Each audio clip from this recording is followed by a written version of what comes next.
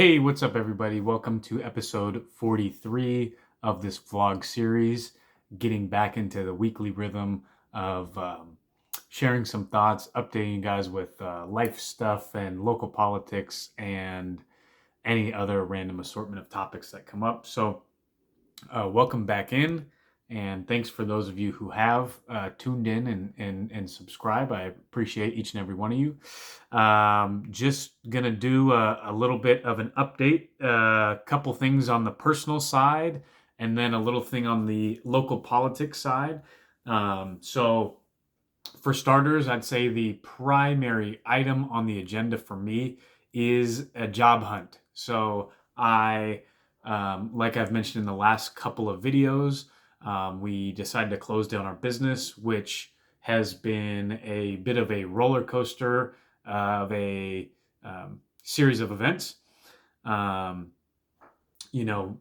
once we decided to do it, there was kind of a lot of logistical things just to figure out, notifying our team, notifying our clients, selling off our assets, getting out of our lease. So lots of just logistical things that needed to happen.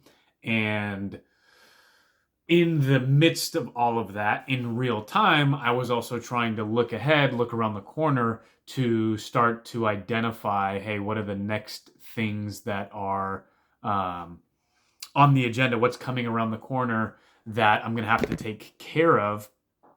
And, things like where is our destination? Because that's been a bit of a moving target. We thought maybe it was going to be Montana or Wyoming, and now we're thinking maybe Nashville, Tennessee. And so and that's the next item is we're planning a trip to Nashville in a couple weeks.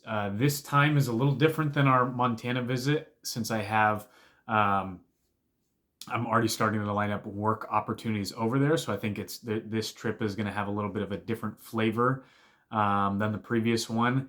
And it's happening after we've already wrapped things up. So we're able to take a little bit more time there, as well as, much more intentional about the purpose of the trip, which is A, see if we like it enough to want to move there, B, secure some employment opportunities, and C would be to find a living situation, right? So those are going to be the items on the agenda, and so it's great that we have a trip scheduled, and the job hunt has been interesting. It's been just an evolution on my own part from maybe being in a little bit of denial that, hey, I'll have to go out and get a real job, into and going from denial to kind of pie in the sky of, oh, okay, I only want to work at these kind of dream companies or dream jobs that are flashy, to okay, what what experience or skill sets do I want to look into to refine or to double down on. And so I think the last place that I've looked, or the last part of this journey, or the most recent part of this journey now, is settling on, okay, what do I want to do?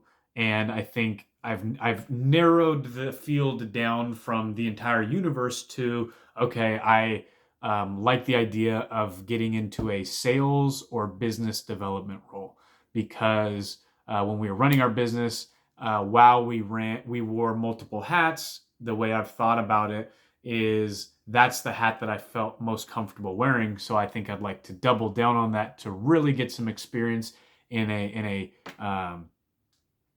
traditional sales role, so that I can focus on that skill set, focus on what it means to be a salesperson, to really understand it. So that either if I just make my career as a salesperson or business development person in perpetuity, or if I hone in that skill set to then leverage it for whatever the next opportunity is that comes along. So that's what I've narrowed it down to. And then as far as industries that I've narrowed it down to, have been, I'd say, roughly speaking, three. So the first one is the building industry, because I think I could leverage my experience to maybe hit the ground running a little faster, if I do something within the building or development industry. Um, and so I've had a couple opportunities pop up in that regard. Category one, industry one is the construction industry, the building industry. Uh, Industry number two is finance, and that's just kind of out of pure interest. I have had an interest in just money and how it works, since I was very young. And when I was going through school, loved to follow guys like Dave Ramsey. I had a big I spent a lot of time on a rabbit hole on a blog called Mr. Money Mustache. And this is actually, recently, as I've had just a little bit more capacity to start to think about these things, um, it has had me thinking about that guy again. So I'm going to need to check back on his blog, see what he's up to. But he that was a great blog that I dove way deep into and read lots of what that guy had to say. And then most recently, I've in the space of money have followed a guy by the name of Peter Schiff, who I may have mentioned on this channel before. And again, the industry is being, hey, the construction industry, something, skilled trades, in a sales or business development role, or finance in, some analyst or business development type role. And then the third one is some sort of technology or software opportunity. Not because I am necessarily super interested in it or super drawn to it as the shiny new fun thing, because I have a handful of friends that are in that space and they seem to do really well financially, and it's a I think it's a rapidly growing industry. So there's a lot of appeal there. And I don't know, I've kind of maybe shied away from it. And the pro con there, or one of the aspects that is both a pro and a con, is the idea that many of the positions are purely remote, which is a huge pro if we're going to be on the move. If we're going to go to one place and maybe we don't like it and then we move again, being fully remote is huge in that regard, because that would give us a lot of freedom. However, the more I've been thinking about it, I think for me it's a double-edged sword in that it's a pro in that regard, but it feels like a little bit of a con, just because I think I'm maybe just old school or just an boring guy, in the sense that I think I do like that physical interaction. I think I do like, and maybe it's dumb. Maybe I shouldn't even be thinking about it in this way of, like, not like I have to be showing up to an office every day. I think the move towards kind of hybrid roles are obviously very smart, but even to have a home base within striking distance, so that even if it's just once a week, you're there to meet with the team, collaborate, and brainstorm, and so maybe there, and I haven't been in a fully remote position, so I may like it more than I'm aware. But there's a little bit of a pro con there. But I would say there's also just kind of my support system has thrown that idea out there, between my own spouse and in-laws, who work in that space, have thrown it out as a possibility. And so I was kind of like, I don't know. But when I did a LinkedIn post, an acquaintance of mine reached out and said, hey, he has connections in the industry. He could try and set me up. And so the fact that I'm in a position where I'm not turning any opportunities away. So when he reached out, I thought, okay, well, I have made a conscious effort to not turn any opportunities away, to at least hear everything out and get a good idea of it, to at least get a sense of whether I'd like it or not, and my earning potential, because that's, I think, as it's funny. It's almost an anti Gary V sentiment, because his whole thing is, you know, to pursue something you're feeling good, something you'd be most happy in, right? Which I think he means it in the best way possible. I think some people can take that and turn it into a negative of, oh, children chase instant gratification or pleasure or things like that. And I don't. I think he means it in the old school sense of the word, which is what we all know it to mean, which is just happy, right? Hey, you can be content with life. You enjoy the work that you're doing. You enjoy the people that you're working with, or the customers that you're interacting with. And his thesis is if you're doing it around a subject or an idea that you're so stoked about, you're going to be that much more energized and enjoy your work and life that much more. And so his thing is like, hey, if you're taking it, if the market doesn't value that quite as much as it would value you doing something that you're miserable at, hey, let's take the enjoyable but maybe less value in the marketplace. And I think his thesis is also that because the market has now expanded globally in so many respects, that even if historically, being a Pokemon enthusiast in Omaha, Nebraska, had no market value because that's the market is just physically who you can touch in Omaha, Nebraska. There may be a huge market for Pokemon enthusiasts now that you can put content or product out globally. So I think that's his idea, which is it's very smart. But I think he also preaches practicality. So if I were to sit down with him and just say, hey, my living situation, my marital situation has led me to the point where in the short term, I want to go for the most money in the shortest amount of time,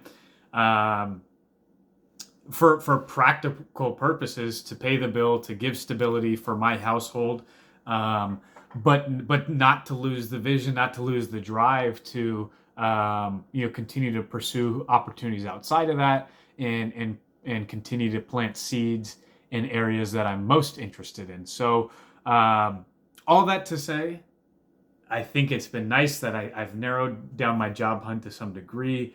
Sales or business development in either construction, finance, or the tech industry, which still is, all that combination, a sales position across those three industries is still a wide net to be casting out there. But I am optimistic, and I should say, to be real, I've wanted to do more updates to catch you guys when I'm on a dip, because there's been times where I'm kind of rattled and anxious and unsure of the future. And so just to share with anyone who's going through times of uncertainty, if you're leaving a job before you find a new one, and you're feeling that bit of uncertainty, just know that you are definitely not alone. I think the only things I could say is, I understand why people typically, I think we maybe put the cart in front of the horse a little bit, closing our business and then looking for jobs, because you can have all the confidence in the world when you run it in that direction, but there's some anxiety and turbulence that comes along with that. So, the more secure you are, I think the more strength you can have. And that's where the only thing on top of that is if you are making these different little leaps of faith, to give yourself as much of a safety net as possible. And it's also like, what the heck do I know? I'm just a young guy. I'm sure there's people who've made these transitions many, many times who would have a lot smarter things to say than me. But but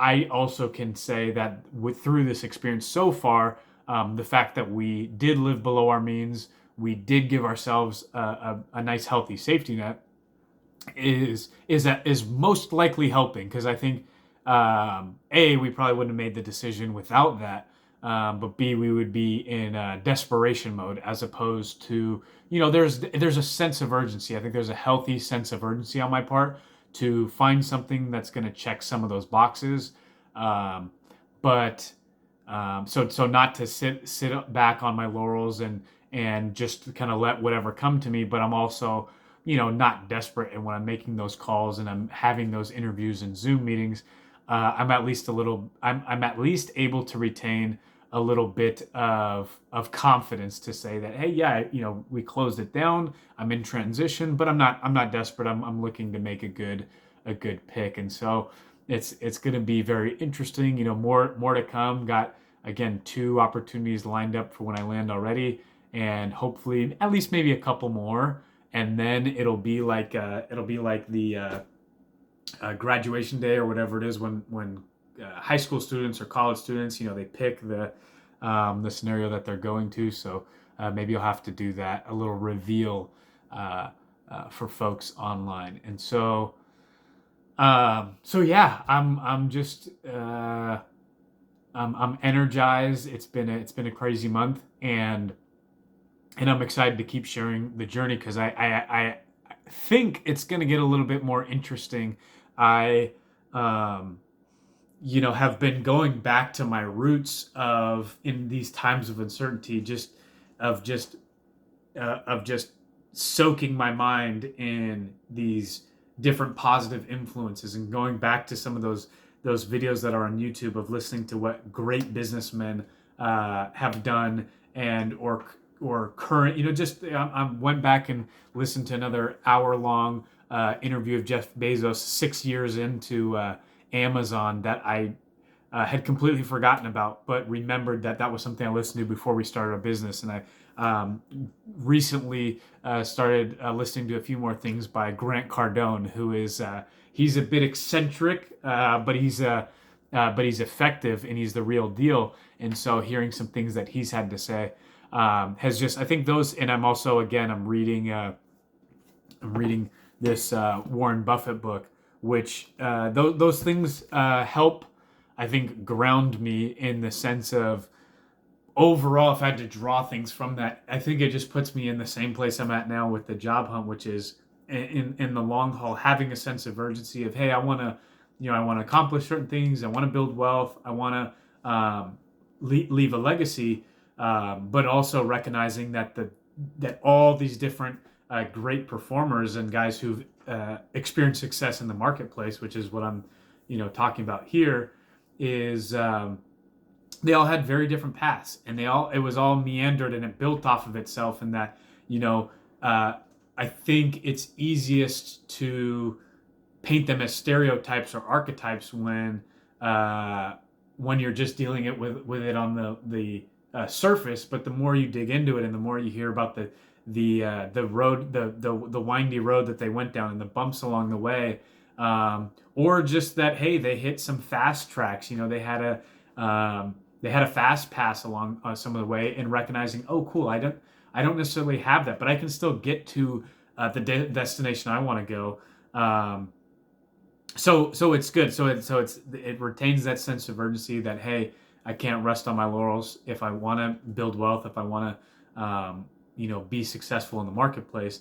But that I don't have to do it overnight. These things can happen over years and decades, and even longer. So yeah, I'm back in that space where I'm really leaning on these different resources to recalibrate my mindset. So all that being said, that's an update on the job hunt, a little bit of an update on the Nashville trip, and the last thing I said I would mention, which I hesitated to even put it on here, but is the local politics, the Seattle elections that just happened. And I hesitate to put it on there because I think have lost a lot of interest in some political stuff. I mean, I think, and I don't remember if I mentioned it on here last time, but I remember the video that I did, which was about the King County mandates that came down a week or so ago, and I felt like it was a little bit forced. And the reason I had forced it was because I had posted a mask video on my Instagram a while back, and a new friend, or not a new friend, but a friend from our gym who had newly started following me on Instagram, saw the video, liked it, and commented, "Oh, give us more of these." And I was like, okay, well, I want to deliver. I want get back on these subjects because I had put it to rest for a long time. But I realized that I was kind of forced when I was trying to kind of drum up the excitement about how dare they with the mandates and this and that. And I realized that the tremendous amount of relief that I've had in making the decision to leave this area, a huge weight has been lifted off of our shoulders. And I feel like I no longer have a huge dog in this fight. Obviously, I feel bad for my loved ones and my friends that are here, the longer they're subjected to craziness. But there's been personal relief in regards to the political actions that are happening, that I don't feel like I'm getting as wound up about it. So, but I will say that there was some optimistic things that happened in regards to some elections across the country this past week. Today is November 4th, so that would have been on voting day, and in the next day that when some results were finalized, the second and the third. But here in Seattle, across the board, up and down the ticket, the lesser of two evils was picked across the board, and that's because I wouldn't say necessarily moderate, because I think people here who think they're moderate, or just the frame of reference that people are using for local politics here in Seattle is so far one direction, at least it seems from my vantage point, that even people who might seem a little radical from my ideological stance, they're considered much more moderate. So that was very optimistic. It was even to the point of where I was like, hey, this city might turn around after all. So I think there's a lot of enthusiasm about it. There's it's great. I think it's great data points in momentum for people who many people all across the political spectrum have been unhappy with the direction that Seattle is heading. And even if these people aren't able to fix it right away, I think this shows that, hey, the voters whose voice has been heard, and that, hey, they want a little bit of a different product. So even I don't know if I would necessarily hang my hat on that, and I would still reserve my judgment to see, A, what are these people able to do, or B, hey, how does it develop over the round of more and more elections. So we'll see. It's a reserved amount of optimism, but I figured I'd share, and also just I key in on also the fact that I think I'm less wound up about some of the political things right now. I think my new focus is just, hey, making a move to somewhere that's a little freer. I'll consider myself a political refugee, a little bit freer, and if we do experience that, then it's just about being concerned with my own household and trying to build wealth and stability, and and own assets, and build relationships wherever I'm at. So I'm excited about all those things, and hope you all have good things going on in your world as well. So that'll do it for now, and I hope to see you all next time. So thanks for tuning in. Catch you later.